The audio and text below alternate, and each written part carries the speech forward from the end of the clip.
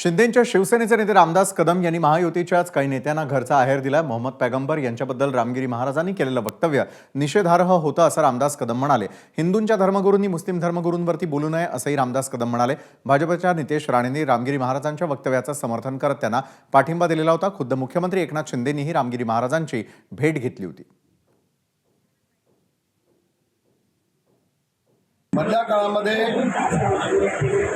एक साधू, त्याचं नाव मी घेत नाही आता, पण त्यांनी जे पैगंबरांच्या बाबतीमध्ये जे वक्तव्य केलं होतं ते अतिशय निषेधार्थ आहे,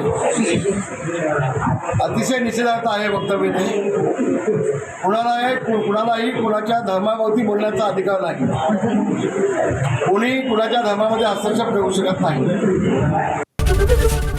एबीपी माझा, उघडा डोळे बघा नीट।